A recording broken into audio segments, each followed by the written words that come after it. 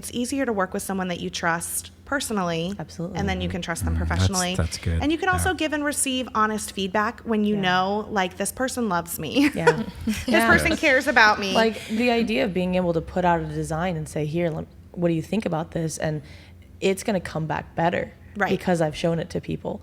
And the actual product we're going to do is going to be better each time that it goes across. But it's hard to feel that safety to put yourself out there and say, I worked on this. And they're like, oh. Yeah. But, and you trust that person. Yeah. And a lot of the reason you trust is, like you're saying, because we've built that relational network.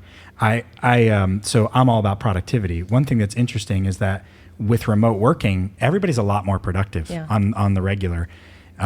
You have other challenges that we talked about, but when everyone comes back in town, like this past week, we've really carved out the whole week. And sometimes I get a little like, oh, we need to get some work done. We need to get some work done. But I have to like turn that part of my brain off, because I'm like, the relationships, like we'll have conversations like this sometimes for hours. And the whole time thinking, I gotta get back to that email. And I'm like, shut up, Joel. Like, this is really, really important stuff, because this really builds the framework and the foundation for everything we do when everybody scatters and goes to do their own thing. Hey everybody, welcome to the Little Fish Podcast. I am Joel Eschenbach, and today I'm probably the most excited, no offense to our other episodes, but I have some of my favorite people in the world on the podcast today. We're going to do a special episode today where we talk about our small business, which is Notion Design Group. So what I want to start with is we're kind of winging this, right? And this is what we do. Somebody actually asked me, are the episodes edited? And I said, really, no. We just kind of go with it. So I have no idea where this is going to go. So here we go. There's a lot of options. Yeah. So I want to start by just going around and introducing everybody. Again, we're Notion Design Group. I'll talk a little bit more about what we do. But Kaylee, go ahead, introduce yourself. Where are you from? What's your favorite hobby? No. I'm Kaylee. Welcome, and Kaylee. I am our lead designer. And I actually live in Charlotte, North Carolina. That's right. Yep. And I'm Tommy. Joel's other half. His work other half. The business half. And I'm in Jacksonville. People always say, I always say my partner, Tommy, and I always have to say my business partner. Business partner. It gets all a little confusing. Yep. You're up, Natalie. Hey, I'm Natalie, and I'm the project manager, and I live here locally in Bradenton, Florida.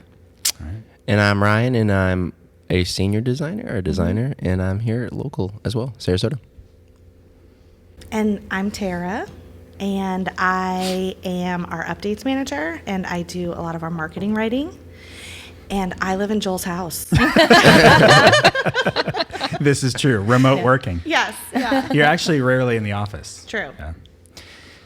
So, all right. I like that. Should we do icebreaker questions? Is everybody good? I'm good. All right. I'm good. So let's talk a little bit about Notion first. So Notion Design Group, what we do is we're really a full-service marketing agency for design and marketing agency for small businesses. This is my time where I give our one-liner, which is something like, a lot of small businesses struggle. That's what we found, right? With marketing. Yeah. But mostly they're struggling because they don't know how to create a digital marketing strategy. They're kind of stuck in the, hey, word of mouth is all I need. And so we come in. Oh, there goes my phone, of course. Hey, my dad's calling me. Hey, Dad. He'll be on the podcast next season. He's going to be on the podcast next season. He's about to be on the podcast right now. Right, exactly. Hey, Dad. Hey. Anyway, so a lot of businesses struggle because they don't have a digital marketing strategy. They're relying on word of mouth business. So we create beautiful brands, effective websites, and step-by-step marketing plans that work to get small businesses sales. Yeah. That's right. So that's what we do. There's that one-liner. So, but it's more importantly, it's our small business. It's what we do. It's our little fish. It's the thing that makes us money. And one of the reasons we started this podcast. What I want to do is go through and ask our normal questions. So we always have this list of questions that we go through, but usually we're asking the business owner specifically. But I kind of want to talk about each one of us. And that first question is, what's a challenge in your daily work that you've run into over the years? No, we haven't said how long everybody's been with the company. When you maybe bring that up when you talk. Roughly. Like a history, overview. Yeah, we'll hit that. We'll hit that. That's on you, Kaylee. Oh, No, great. you don't have to do that. I'll come back to that. But what's a challenge that you've been through? So I'm going to start with you, Kaylee. What's something that over the years you've seen as a challenge, and how have you worked through that? Well, obviously there's a lot. There's a lot of different kinds of things. I came from a very technical background. I had a degree in design, and then when I got into the actual job, there was a transition of, okay, the rules, but now you're dealing with real people. You're dealing with these people's livelihoods, really, and the stakes definitely jumping then. And I think also the faith of trusting the things that I had learned, and then saying here's what I think can work for your company and for your business and this dream you have, and then actually seeing it play out, and then learning oh yeah, this is what we're doing. This is what people need.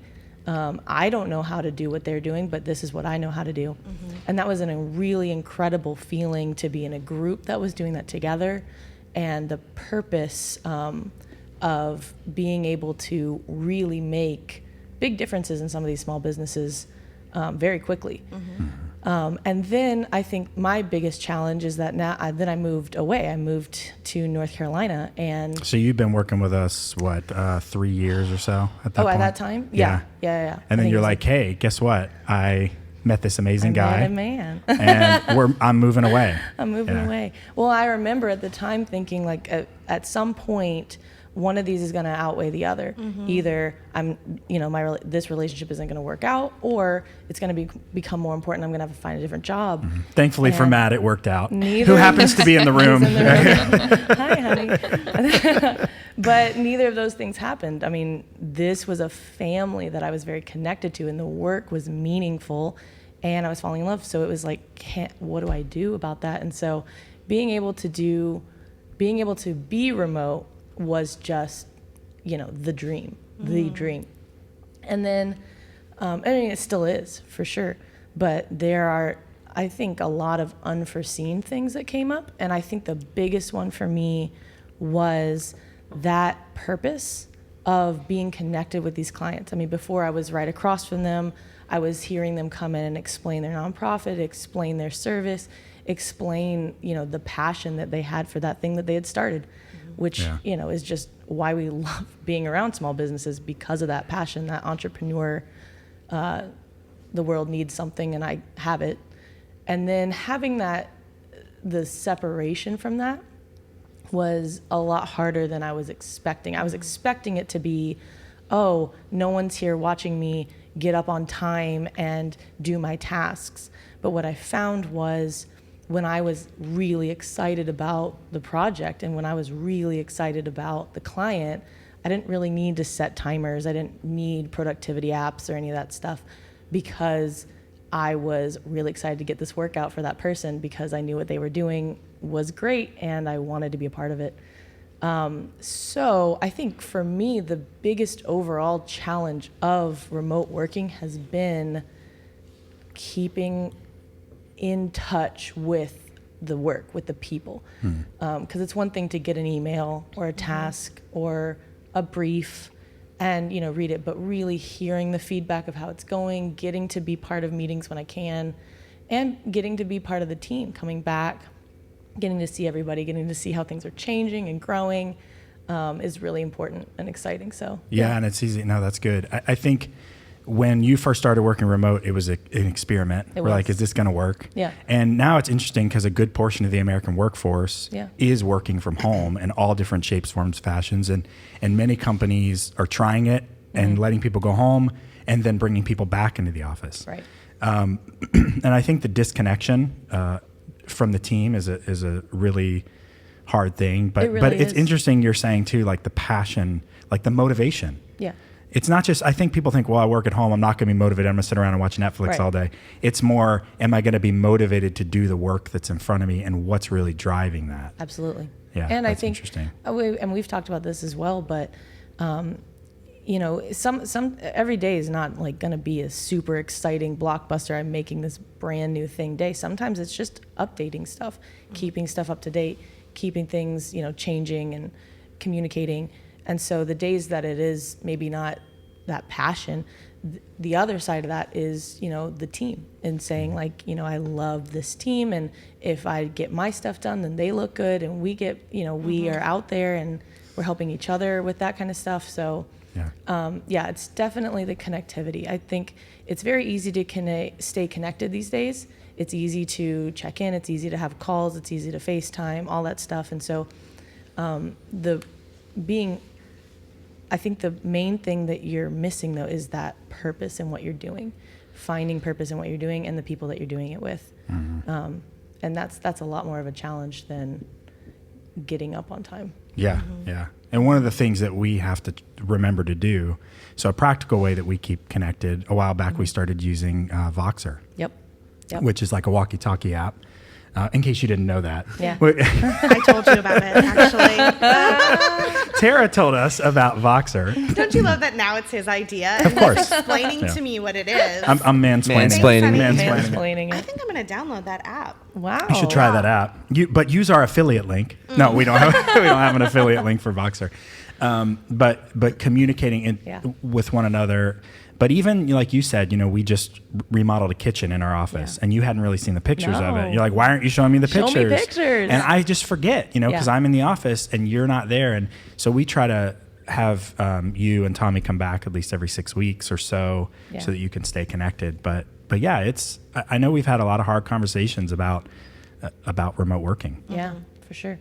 And I think it's an evolving thing. So when we first started, there's practical things to figure out, and now those things are more ironed out, more practiced. Now it's the bigger things like, okay, how are you feeling, or is there purpose, and are you connected? And so that's sometimes a harder thing to nail down, and so that's one of the things that's been really important about being able to communicate those things and to have those things asked. How are you doing? Being proactive and saying like, hey, do you feel connected to this? Is important to have those channels. Mm-hmm. And I can imagine of a number of people, both of you guys. My brother also is a full-time work at home. He works for IBM. And, he says just being at home all the time. Yeah. You're at home when you get up in the morning, you work at home, your kids come home, you're with your kids, you do dinner, and then like, what else do you do with your life? And Natalie actually, I should say, she works from home quite a bit too. Mm-hmm. So like at what point do you start losing your mind? Because I never leave the house. And even if you're an introvert, at some point you're like, I want to get out of the house. For sure.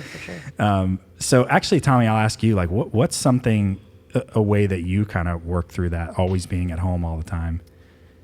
It doesn't really bother me that much. I kind of like... You're an introvert there. Well, I kind of like have it, when I started, I set it in my mind that my office is my office and the rest of the house is my house. Mm-hmm. So, and I rarely go into my office whenever I'm done with work.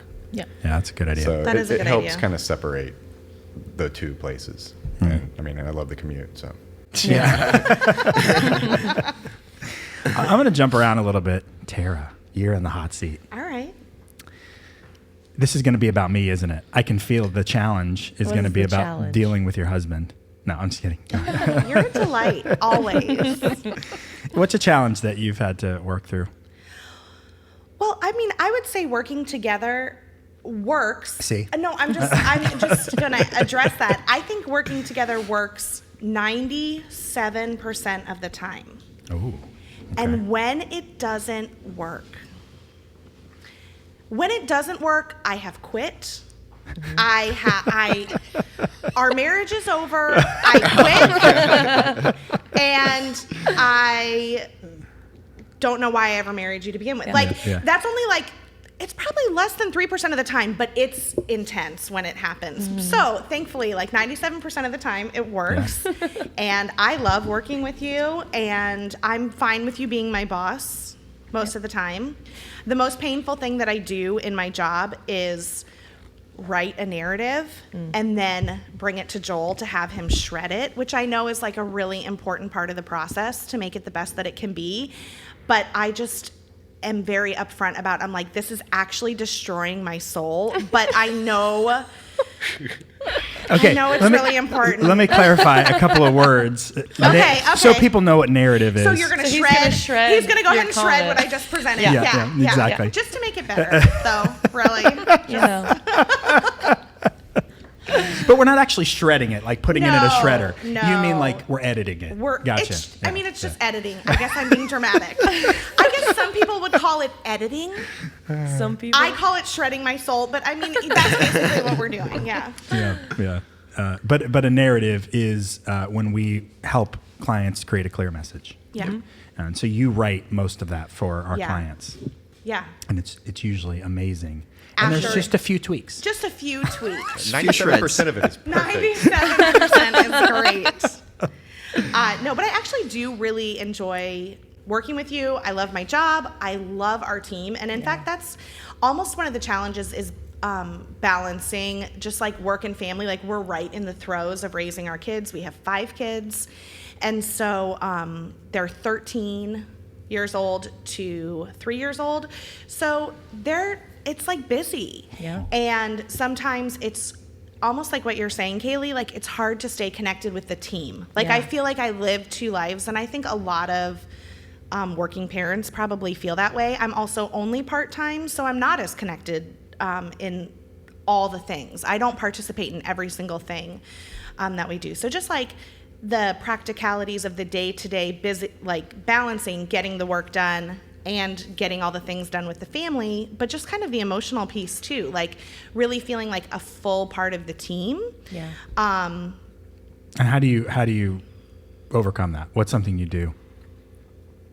Well, I like when people come into town, I try to make space to spend at least like one of my child-free mornings with everybody, because I find that it's really, even if we're not working, like it's really important to connect and talk, and because there needs to be more than just assigning tasks out to people, and that's a lot of what I do, is that like I throw something your way, I throw something Ryan's way, and so to be able to like have a relationship, just not just a name that you're clicking to assign a task over to. Right. Yeah, just spending the time with people, I think. To me, it is. It really feels like family. You know, we had a Christmas party last night, and it really felt like a family Christmas party. Yeah. You know? And some might say more enjoyable than a family Christmas party. Yeah, I mean, a lot. I wouldn't say that. But some might say it depends which family we're talking about. Like, honestly, if you could choose your family, you know, it would be that would be it. And we just had so much fun. And that's why Kaylee's lost her voice over my here. voice. I mean, Shakira is a hard one to say. All right, Tommy, you're in the hot seat, man. What's a challenge? I mean, so a little bit of background on us. We've been partners in the company now for, 9 years. 9 years. Yeah. I started the company officially in 2008, and then you came on board not too long after that. So anyway, background, but go. Sorry, I needed another sip of coffee. After Take as much coffee as you want. Yeah. Talk about problems. I think that the biggest problem I've overcome was, you know, when you and I started out, we were both in the same place of our skill level and our knowledge level of what we did with, you know, starting with Joomla, and we were both kind of like the only 2 people in town who even had heard of that. And so we were just both learning it separately, and, you know, connected with that and started building on that. And then us finding our roles, because it didn't do any good for both of us to be doing the same thing. We realized that's the strength of our partnership, is like one fills in with their strength, the weakness of the other. And then so for me, I never, I've always kind of like liked technology and stuff like that, but I've never been a server administrator or, you know, finding all this new types of software. You know, we're both designers by schooling and trade and everything. So I think the biggest challenge has been kind of like splitting off on that role of like just handling, learning. You know, it's constantly learning, constantly finding out, you know, problems that come up with sites that are on the server side and stuff like that. It's, you know, you guys don't have like a professional IT guy back there. You got a guy who knows how to figure out the answers. And so that's been the challenge of just really carving out that side of the business where I needed to be. And in some levels, I've left a lot of the design stuff, which thank God we have some amazing designers who've filled in those gaps. And so, yeah, I mean, I think that's pretty much it. It's just like finding those places where I need to be, because we don't have those gaps filled. And so I have to fill them. And Right. You're filling in those gaps. And it's interesting. A lot of people don't realize how complicated a website is behind the scenes. You know, we all see websites working all the time and we're constantly online, but realizing that there's a lot of moving parts back there. And when something goes wrong, you're doing a lot of sleuthing to try to figure out, okay, what the hell happened with this website? There's a lot of detective work. And so, and people have very little patience when it comes to their website, because if their website's down or something's happening with it, they want it fixed immediately. And sometimes it's a complicated fix. Yeah, and the thing is, I have very little patience with their website being down too. So we do a good job. We run into issues sometimes, that very rare occasions that things go down, but we do a very good job of keeping everybody up and running and everything working the way it's supposed to. Yeah. You know, we were just doing this exercise this week because everyone's been in town for our core values, going through our core values, and you're hitting on one of them. It's like two of them, actually, which is adaptability. I just think adaptability is huge. You have to be able to figure out, okay, what's happening, shift. We might have to use this software. We might have to solve it this way. But then learning, constantly learning. Yeah. And we run into, been doing this a decade now, and run into stuff all the time where we're like, I have no idea what this is. Yeah. And you're expected to have the answer like that. Yeah, and on this partnered level at the top end, it's like everything, no matter what it is, falls back to you and I. So it's like there's nobody else to be like, hey, you need to figure this out. It's like, no, falls to us. And it always happens right before like Thanksgiving or something. That happened. We had everything lined up perfectly this year to take a week off. It was on Thanksgiving. Yeah. Somebody contacted us. Oh, the site's down. I'm like, every single time without fail, something happens. But we make it happen. Yep. Got it fixed. Yep. And Tommy, you've done such a good job of adapting that when you were saying that, I was like, oh yeah, he was a designer. He was a, just in my mind, he's a Ringling graduate. The technical guru. Yeah. Like if I don't know something, anything technical, I'm just like texting Tommy. What I laugh about he's just taking your text and putting it into Google. Yeah, exactly. Yeah, he is. Yeah, giggling it. But he does it so much better. Oh yeah. He does. I love that he's a Ringling graduate Yeah. from the graphic design program. Right. And he's the only one in our whole company who is, but he's the only one that doesn't really do design. Right. So I think I don't know why I think that's I love what so I do, funny. though. I love that I still do get to design, but I design with code. Yeah. And it's just, I don't know. I like the niche that I kind of fell into with it. It's given me a lot of range. You've definitely become the ultimate like problem solver. We'll design something. We're like, so yes. Could Tommy build this? That's when I don't vox my comments happening. Ryan's always like, hey, can we make this like slide over and this pull out and this jump up? And we're like, I don't know, we got to ask Tommy. Or sometimes I'll say, we're not going to ask Tommy. We're just going to push it through. Push it through. Just let him figure it out. Figure it out. Yeah. No, that's good. All right, Natalie, you're on the hot seat now. Yeah. Right. What's a challenge that you feel like you face that you've kind of worked through or are working through?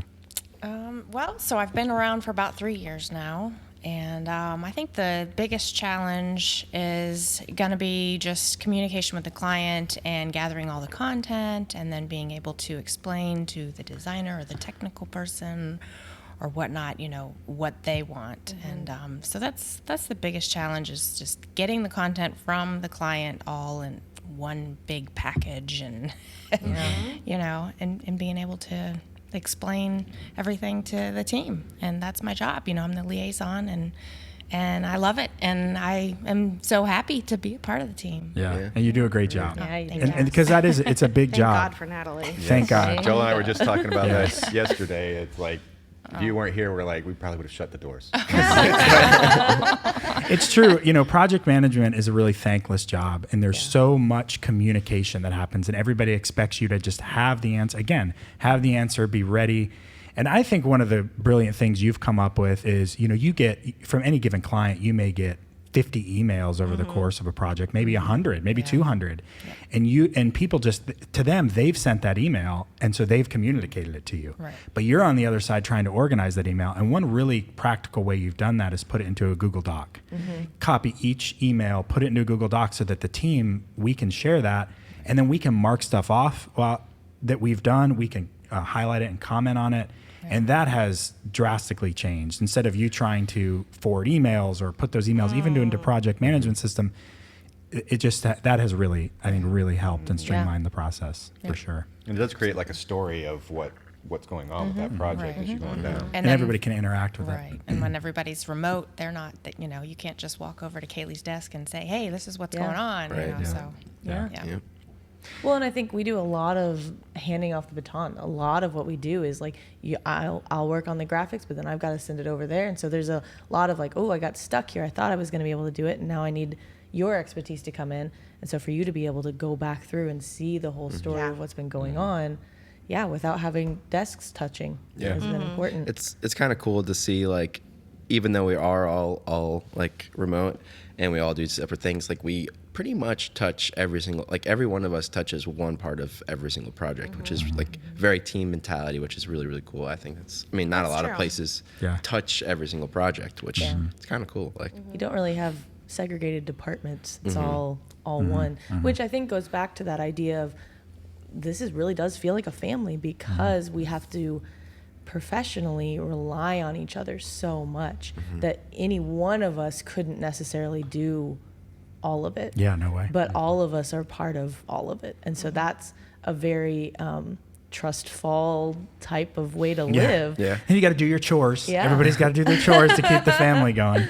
Yeah. Well, and Joel and I were talking about the other day after you guys had some of the discussion about just like the values. And I was saying that part of what makes, I think, the team work so well professionally and be able to trust each other professionally is that we are friends. Yeah. And I don't think every company has that, but I'm so grateful that we do. Yeah. And that's why it is important. And Joel always talks about, like, when people come into town, it is important that we just invest in each other and invest in relationships, because we do, I mean, for one, we love each other, but also we do see the payoff in working. It's easier to work with someone that you trust personally. Absolutely. And then you can trust them professionally. That's good. And you can also give and receive honest feedback when you know, like, this person loves me. Yeah. This person cares about me. Like, the idea of being able to put out a design and say, here, what do you think about this? And it's going to come back better because I've shown it to people.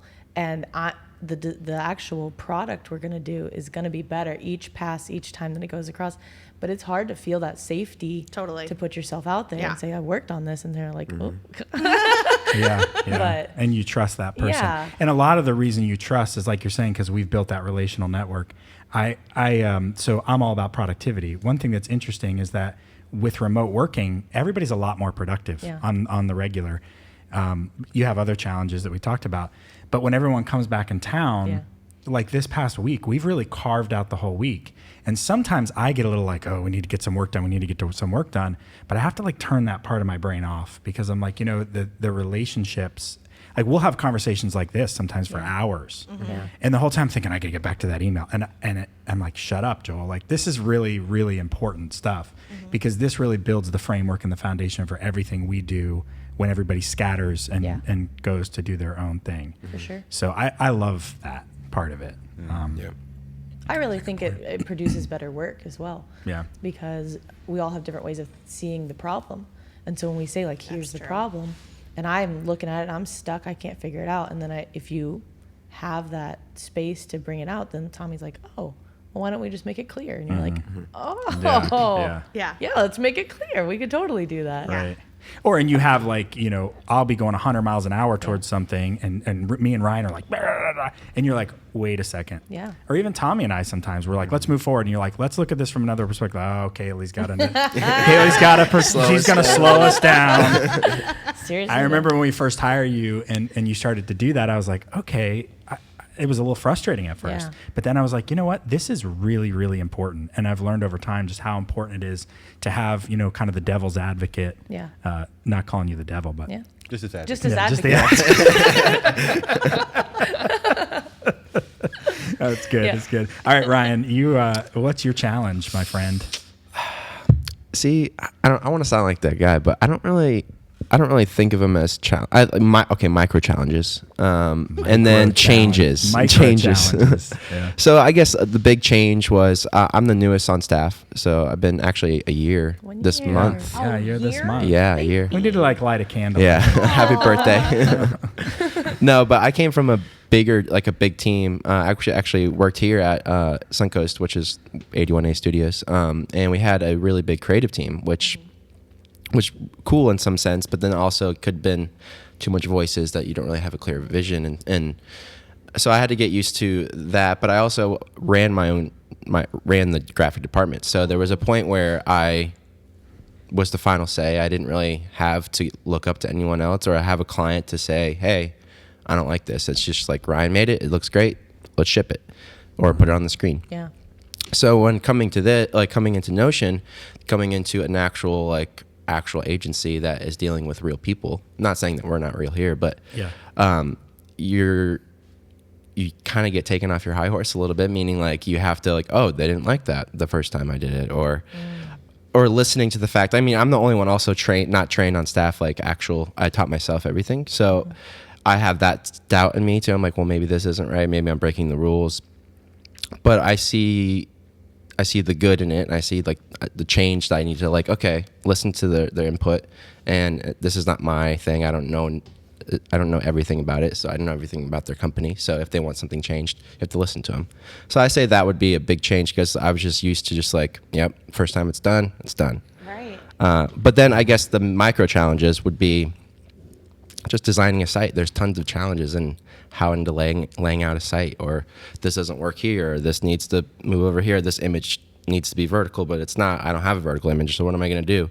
So it's those kind of challenges that are I really love, because they're really easy to well, not all the time, but it is easy to kind of go through and work it through.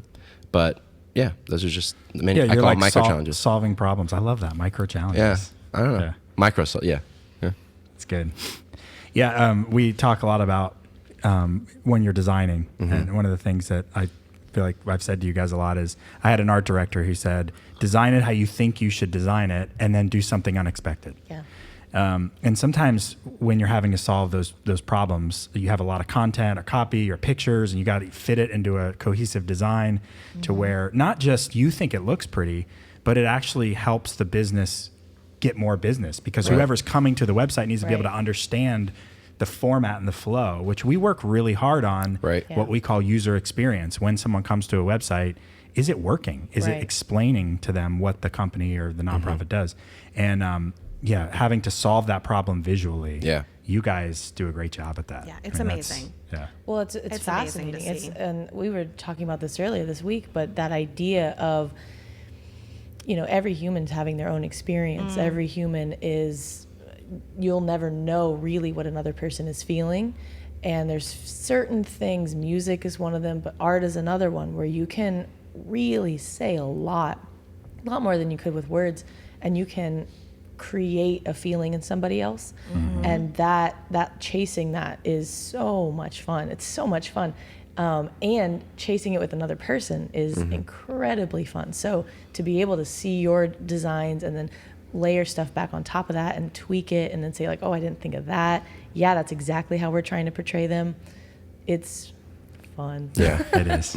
One thing that I noticed, because every single site passes through me when it gets to be built out, and what I enjoy is that you guys are so consistent uniformly in the Notion brand of the way we design our sites, but each of you bring a separate little flavor to it. And so sometimes I can't tell who designed this one. And sometimes as I'm going through and stuff, I'm like, oh, okay, that's a Ryan thing, and it's a Kaylee thing. So it's nice that in adding you to the team, you just you came right in and blended in perfectly, but you brought an extra flavor and an extra kind of... It also helped that ever since I was 3, I pretty much copied Joel and everything that he did. I'm a drummer. He was a drummer. I got Apple stuff. He was an Apple guy. I'm not bald, so that's one thing I'm not copying. Hey, that's good, man. You really have more interesting hair. That's really more of a genes thing. Yeah, that's good. No, but it helped. I got in design because you were in design, and I watched the way that you design stuff. So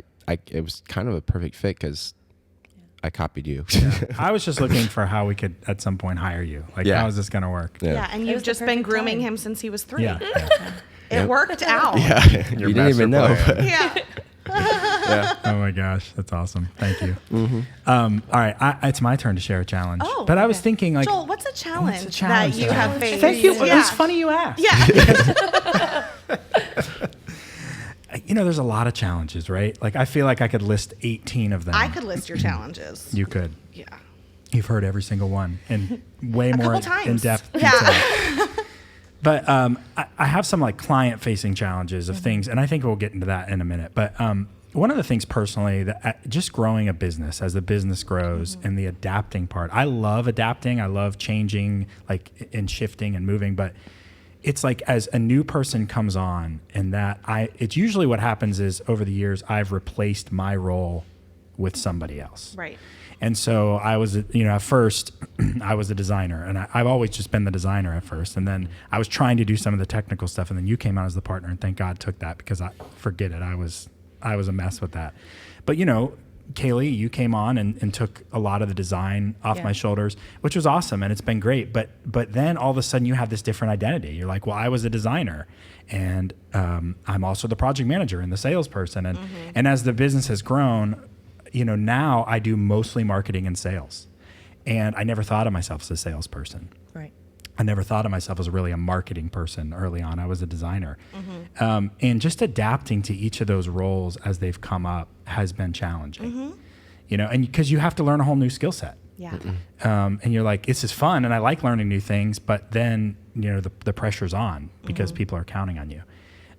So I think that has been fun, but also a challenge.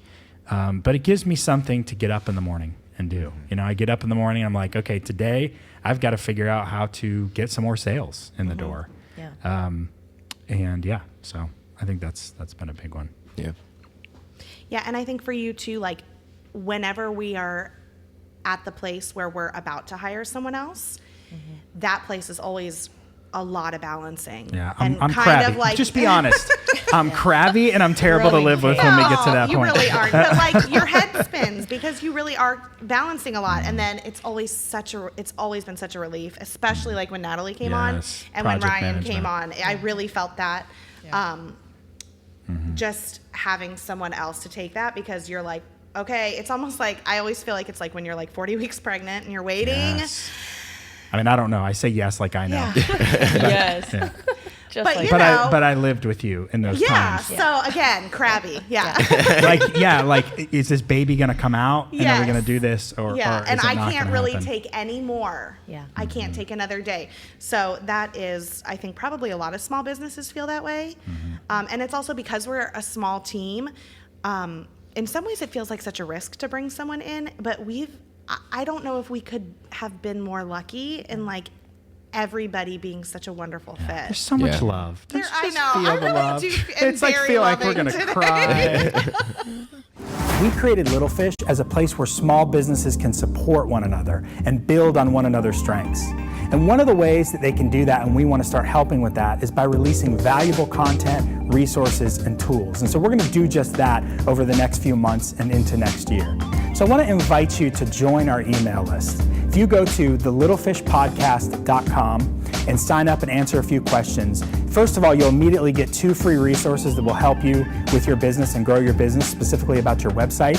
And then also you'll get notified when new content comes out and releases. So we'd love for you to join us. Go to thelittlefishpodcast.com and sign up today. Let's talk about our industry. And so when I want to talk about our industry, I want to talk a little bit about the small businesses and nonprofits we serve as well. So the question is, what is an ongoing issue we face in our industry? So I'm going to start with it. We found pretty early on, Tommy and I did, that you have tons of small businesses that needed a website. The problem was that everybody was charging $3,000, $5,000, $8,000 up front. That was one big issue. And the small business owners didn't have that kind of cash flow. Yeah. The other issue was that once they did build a website, a lot of companies would just leave them. Like, hey, we built your website, here it is, it's on a server somewhere. And they needed changes to it, and they had no idea how to do it. And even if someone trained them how to do it, forget it. Right. I mean, most people don't want to deal with a website. So that was when we came up with our kind of business plan at the time, which had really changed our whole business. And that's what we call Notion Care. And the idea was, instead of paying a big cost up front, you pay X amount of money a month. At the time, we started with $150 a month, which I can't believe we did that. We had some That's packages crazy. that were on $75 a month. Yeah, well, that was hosting. No, at the beginning. I think we did some like discounted. some ministries and stuff. Yeah. So we were charging $150 a month. Now our lowest package is at $3. Yep. But $150 a month at that time, and you include the cost of building the website, and then afterwards you got ongoing unlimited changes and support and hosting and all that stuff. And it was awesome, right? It really, it not only helped us to sell a lot more websites and help a lot more customers, but also created a reoccurring revenue model for us as a business, which was money that we could count on. So that was a big thing that we dealt with, 7 years ago, and it has been great. Now, when we made that transition, I'm going back in a little bit more of our challenges.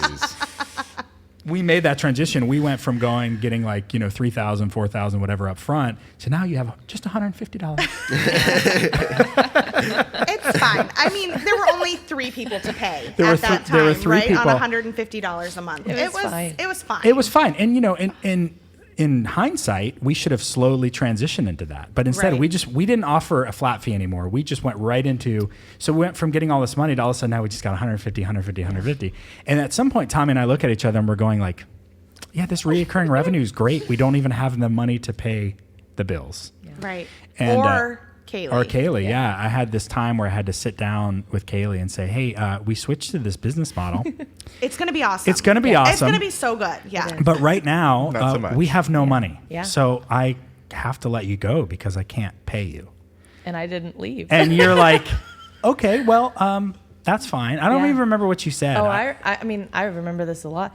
I remember that feeling of, another kind of background thing is that a lot of us come from families of entrepreneurs. Mm-hmm. We grew up with, parents or like close family that were those small business owners. And so I remember coming out of college and being like, how in the world am I going to make this work?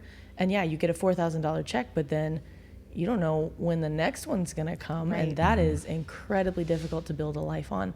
But also seeing this, like, yeah, my dad owns a small business and you're asking him for $10,000 or no online presence. And it was like, oh, this is such a beautiful fit. And I really saw it as, those one-shot, one-touch experiences that most web companies or most marketing campaigns at all are very one-touch and then gone. And this was like a partnership. And I was seeing like, okay, instead of just going and doing a site, we're going to build something lasting. We're going to build these relationships. And it was, like little bricks. But then we only had like a tiny we just had a few bricks. So if you're making like a wall, these little tiny bricks are not, eventually it will become a place you can live and build. And but it took a long time. But I remember that conversation and just saying like, I've never experienced anything like this. And I think, again, at the beginning, coming in as a designer under you were talking about having to give those hats away, kind of having all of the hats and then having to like, okay, you can wear this hat. Mm-hmm. You were very gracious with that, which was important to say like, okay, we're going to learn how to do this. We're going to mesh these designs, this role. And I was hooked pretty quickly. But I really believed in that model for so many reasons. I believed in what it was building for us, the designers, but also the accessibility it gave to these small businesses was incredible. So much so that you were going to work that for I free. Paid for free. Yeah, and you did. You actually worked did. for free for a while, which I don't recommend ever having to do that. Don't do that. But the fast forward of it is that we did eventually get out of that hole, and you were compensated. I saw where it was going, and I knew that it was. Appreciate that. Yeah, I knew it was gonna really change things for people, and whoever we were gonna be able to help with this, it was gonna be something worth living in, instead of just experiences. So yeah. Awesome. Yeah, and behind the scenes with Joel and I, probably Tara's the only one who knows as deep, but he and I have a ton of faith in one another, and we discuss, we look at every angle, and then we finally come to an agreement whatever we have decided, and we go for it. Yeah. When we're both on the same page, we're like, I don't care how much of a risk it is, we both feel this is right, and we do it. And we have some hard times sometimes, but then, I think that's one of the good things about our partnership is we have mutual respect, and we also have really good instincts. Well, and you entrepreneurship is a risk. Yeah. That's what it is, and we try to, I think, kind of paint it as this glorious, I don't know, destination, and there's no exciting, adventurous. And it is. Yeah, it is. But it's only adventurous. Like, my mentor, Don Miller, always says, like, a story is not a story without stakes. Yeah. And that's the same for small businesses. Yeah. If you're not taking the risk and there's no stakes and there's nothing you could lose, then it's not a good story. Yeah. Right. And we understand that that's one of the ways that we empathize with our clients is that we understand. And I think that's what you're talking about is Absolutely. like, we want to make this work for them because Absolutely. we get it. We're putting food on our table as well with a small business. We really are. We know right where they're at. And Yeah. we approach it. And that was a good transition, because where I wanted to head to was, where is the industry going? The next phase of that was, it used to be, hey, we provided this website for X amount of money a month, Right. and that did it. But what we're finding now is that small businesses are kind of like, okay, I've always relied on word of mouth.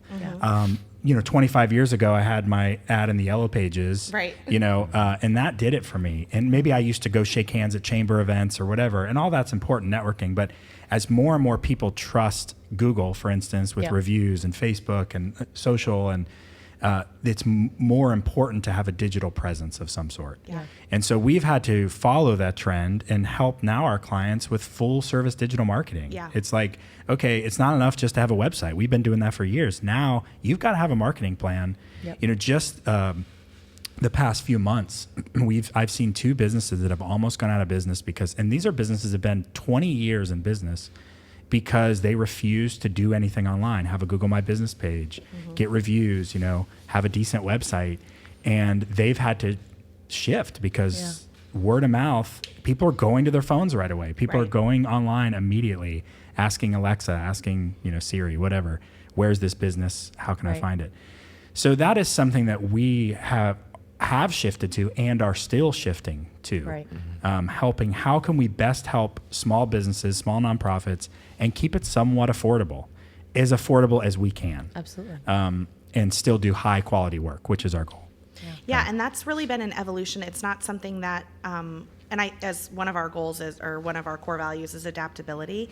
It's not like we set out to do these things. It's been, this is what our clients need, and we want to guide our clients in that direction. Yes. So it's kind of been the problem solving and figuring out the ways and the partners that we can work with, just because the need is there, and we do care about our clients and we want to help them succeed. Yeah. And I think there was a while where, the website was validity. I'm not, maybe I am working on my house, but I want, the level of, I am open for business, I am legitimate, I'm doing good work, and a website was kind of that badge. And that's still true. But I think one of the frustrating things for us was always, it could be doing so much more. And again, it's coming from that heart of, we literally need small businesses. And if we have a tool that we've learned and found, and listening to them coming in and saying, hey, you know what, if you could have reviews, this could really change some it stuff makes for a you. big difference. Yeah. A really big difference. This And you is don't realize perfect it. thing for you. Like looking at them, hearing them, and saying, oh, you're very trust-based. You're coming into people's houses and fixing things.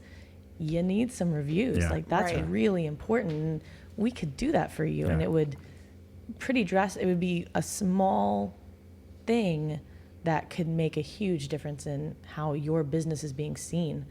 And I think that I want to help you feeling, I think drove, and you were even talking about our price shifting, but a lot of that price shifting is us learning how to do these things and having a product that we're like, this is really gonna, and literally we can do more than we ever were able to. And right now we're really expanding into all the things that we're able to offer to these clients, and to these people. And we get if it's a dentist or a nonprofit, whoever's coming into us, our toolbox to be able to equip them is getting bigger and bigger, which is very exciting. Yeah, it is.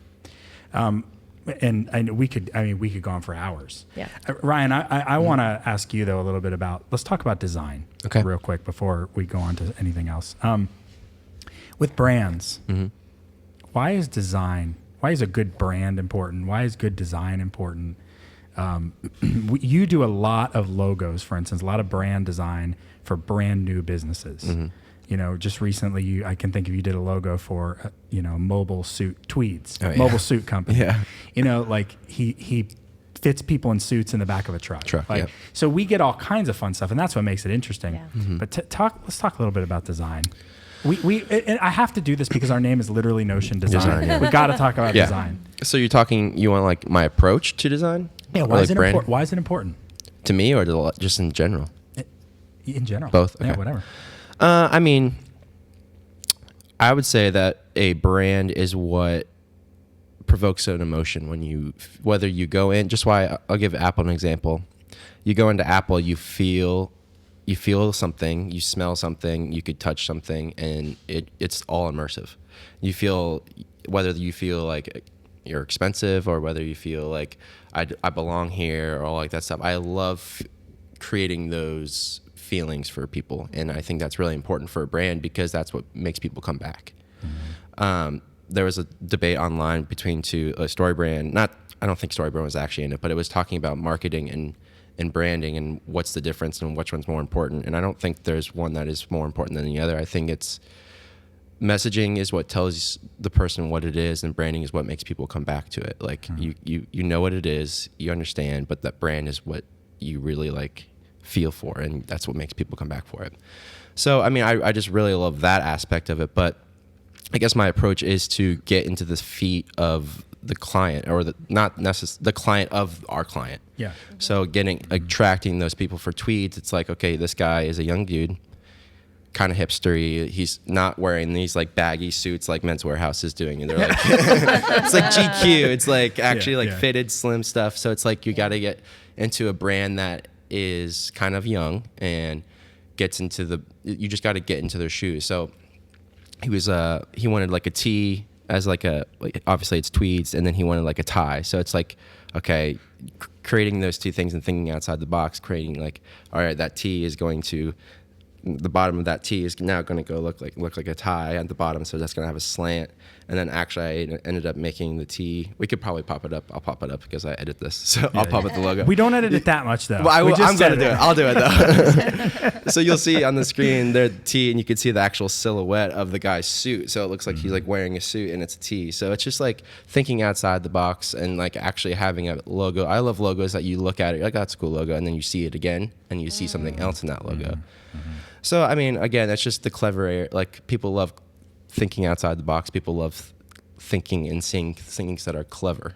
And I think that's just important. Yeah. And then we had that opportunity recently to work on a complete brand design for Good Table, which it was for Dave and Jenny Mars. They were starting an HGTV. They had already filmed an HGTV show called Fixer to Fabulous, which plug for them. It's a great show. Watch it. I love it so much. And so they do home renovations. They're in Arkansas, and they contacted us, and they needed a brand to kind of represent their overarching story. And it was fun because we went through it together. We created brand and style boards. We created personas of different types of families that they would be targeting. One was more like a rugged adventure family. One was more like the classic suburban family. And we presented all that to them, went through the whole process, came out with the names Good Table. We actually helped we named the company too. We don't usually do that. But we named their brand, and we designed the logo and all the brand guidelines and everything. And it was such a fun I've actually experience. never done anything like that, extensive like that. And it's funny to how much fast. I mean, it did take longer than a normal logo, but the product itself and the brand and the feeling just felt so much well thought out, more gooder. It's gooder. That we went through all that because we really dialed down. We really got into the shoes, like I was saying earlier, of the client, and we nailed it. It was the first time, I think. I mean, we came up with 3 concepts, but We knew what we were doing. We knew it. Yeah, it was fun. It was, and they're just such great people to work with. And it's always good when you're working with great people. Absolutely. And honest clients is important. And really hardworking. They were all in that. I think one of the things that I think a lot of people miss is that a logo is not supposed to be the biggest, flashiest thing on there. The actual wording for that is identity. Your identity development or branding identity. And so the reason why Good Table, it looks like them. Like when you see it, it looks like that's their persona. You see it, you immediately know who they are. You know what they're about. You know what you're going to get from that image. And so when we were able to go back that far and really build that, we knew who they were by the time we even got to the logo or even got to the website. The website was so easy to put together because we knew who they were and we had done the work to figure that out and we had worked with them. So I think a lot of times people are like, oh, well, I'm a dentist, so put a tooth on there. You could be doing so much more with this symbol. That invokes that feeling. Yeah, that you're absolutely. Going and after. Sometimes a tooth works. That's fine. But the ability, the potential to communicate, I think a lot of people waste that by choosing an easy logo, quick logo, because I got to get my cards out and I got to. Well, and that's the small business life, right? I got to get signs on the trucks. I got to get, the business cards out. And we're not thinking about the impact that you could be having long term on the people, on your brand. Spend 2 months with us and have years of this timeless, accurate. Amen, thing. sister. It feels like a lot. But it's worth it. Once you have it, you have it. That's and you're going to look at it so much. It's going to dictate so much of your future materials. Absolutely. Whether it is on your truck or on your website or whatever.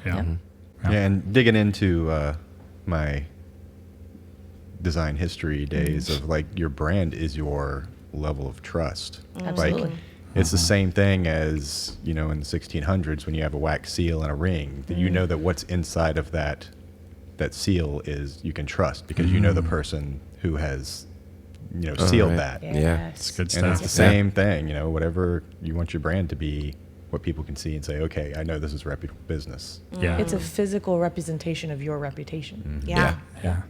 It's good stuff, man. Good.